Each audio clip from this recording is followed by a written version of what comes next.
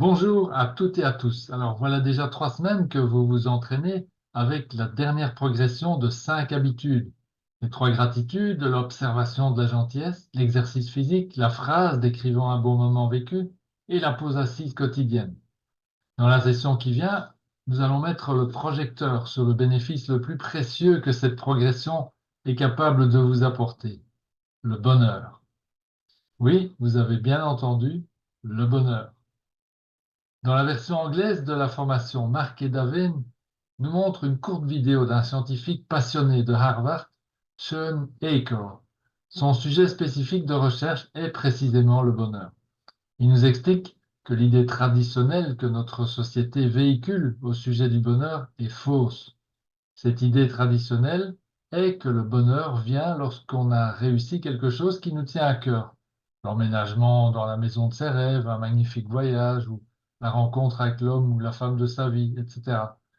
La réalité est qu'après un moment d'euphorie pouvant durer de quelques heures à quelques semaines, suivant l'importance de l'événement, rien ne change fondamentalement pour la personne, pour la plupart des gens. Et l'atteinte du bonheur est reportée sur un nouvel objectif. C'est le mécanisme de la carotte pour faire avancer l'âne. Et ici, l'âne, c'est nous. Quand tu auras ton diplôme, tu pourras te réjouir. Quand tu auras trouvé un bon emploi, ta vie va être géniale. Quand tu seras marié, rien ne sera plus comme avant. Quand tu auras des enfants, quand tes enfants seront grands, quand tu pourras profiter de ta retraite. Hein. La plupart des gens courent ainsi derrière leur carotte toute leur vie sans même s'en rendre compte. Alors ce que Sean Aker explique, c'est que ce n'est pas la réussite qui est la cause du bonheur, mais c'est le bonheur qui est une condition préalable de réussite. Encore une fois, le monde à l'endroit qui se met en place. Et comment peut-on obtenir le bonheur dans sa vie courante si celui-ci n'est pas une conséquence de la réussite? Un moyen pratique simple est d'appliquer la progression que vous avez apprise chaque jour de votre vie. Lorsque cette progression devient partie intégrante de vos rituels journaliers, hein, comme prendre une douche ou se brosser les dents, boire un thé ou un café le matin, et ainsi de suite, alors le bonheur est présent naturellement. Comment pourrait-il en être autrement puisque la gratitude est une cause et non un effet? Donc, plus nous sommes en gratitude au cours de la journée, plus des choses dignes de gratitude se présentent à nous. Et la gentillesse, vous avez vu son effet incroyable pendant la semaine de la gentillesse en semaine 14. Ou l'exercice physique. Pas besoin de faire un entraînement d'athlète. Déjà, une demi-heure de marche ou bien une demi-heure d'activité intense au jardin suffiront à vous maintenir en forme. Et quand la forme physique est là, le moral suit. Ou la pause assise tranquille. Ici aussi, inutile de devenir un maître zen pour profiter de cette pratique. En faisant de votre mieux simplement quelques minutes par jour, avec les exercices proposés dans les vérités et dans la clé de la maîtrise, vous acquérez rapidement un niveau de maîtrise de votre pensée supérieur à 95% des gens autour de vous. Et enfin, la phrase relatant un événement heureux chaque jour qui vous aide à garder votre attention sur l'objet même de votre intention, c'est-à-dire le fait d'être heureux ici et maintenant, chaque jour, quelles que soient les circonstances. Donc, continuez à pratiquer ces 5 habitudes, sauf bien sûr si vous n'avez pas envie d'être heureux. Alors, en utilisant votre simple bon sens, il devrait vous être facile de voir que cette pratique vous permet de continuer à enrichir vos relations, à faire prospérer vos affaires et tout le reste. Tout cela car vous serez plus efficace puisque vous serez plus heureux. Vous voyez, tant que nous fonctionnons suivant le système de la carotte, c'est le mental ego qui est aux commandes. Et alors, c'est toujours la peur qui est, qui est le principal moteur de nos actions. Si tu n'as pas cette promotion, tu n'es personne, ou tu n'auras pas ton augmentation. Ou bien, si tu ne trouves pas l'homme ou la femme de tes rêves, c'est que tu ne vaux rien.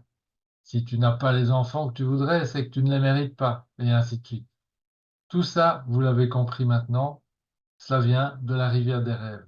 Ce sont les idées des autres qui nous affectent, et tant que nous agissons inconsciemment dans l'idée d'être approuvés par les autres, nous vivons dans la peur, car nous croyons que nous n'avons aucun pouvoir que nous ne possédons pas toutes ces choses, la promotion, tant que nous ne possédons pas toutes ces choses, la promotion, la nouvelle voiture, la maison, la reconnaissance des autres, et ainsi de suite. Et quand nous les avons, ben, nous devenons contrôleurs, car nous avons peur de les perdre, et à nouveau la peur.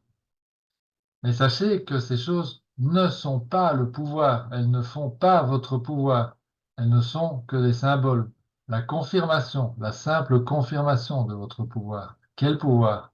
Le pouvoir de la pensée, la capacité de votre esprit conscient à décider ce qu'il laisse entrer dans votre subconscient. Et même si vous laissez de temps en temps passer des choses non désirées, vous avez la loi de substitution à votre disposition et vous pouvez décider quelles pensées vous allez entretenir. Et cela vous évite, par exemple, de vous laisser entraîner ou piéger dans le mécanisme de la carotte chaque fois que vous réussissez quelque chose. Vous pouvez créer les circonstances dont vous avez besoin pour réaliser vos intentions sur demande et sans effort. Comprenez bien que réaliser vos buts essentiels n'est pas le pouvoir en lui-même. Mais si vos buts sont réalisés en appliquant la méthode de la clé de la maîtrise, alors leur réalisation devient une confirmation de votre pouvoir. Quand les choses se déroulent de cette façon, ben, le mental ego n'est plus aux commandes. Vous ne prenez pas plus que ce dont vous avez besoin. Vous n'êtes plus tenté par l'envie d'en vouloir toujours plus, et vous n'êtes plus aspiré par les idées des autres ou que les autres ont pour vous. C'est donc pas votre mental ego dans ce cas-là qui contrôle la situation, mais votre soi supérieur. La capacité de travailler en connexion avec l'esprit universel et de contrôler ses pensées, ça, c'est le vrai pouvoir. Et c'est la clé de la maîtrise. Et elle est à vous. Vous l'avez. En fait, elle a toujours été là et elle sera toujours là. Certains l'ont encore cachée dans le subconscient, d'autres l'ont en conscience. Vous devez savoir que vous l'avez. Vous devez la réclamer. Vous devez en prendre possession par l'action. Lorsque vous êtes heureux, la carotte qui se déplace n'a plus d'influence sur vous, car vous savez qu'elle ne vous mène pas au pouvoir et que le but suivant, et puis le but suivant, et encore le but suivant, ne vous rendront pas plus heureux, puisque vous l'êtes déjà. Quand vous regarderez la vidéo de Sean Aker, célébrez le fait que grâce à la progression, vous êtes déjà sur le bon chemin. Profitez de ce moment pour vous arrêter un instant. Respirez et regardez ce que vous avez déjà réalisé. Et puis dites-vous, waouh, j'ai déjà fait un sacré bout de chemin.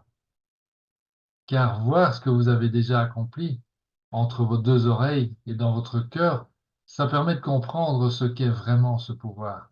C'est le fruit d'un travail, de votre travail.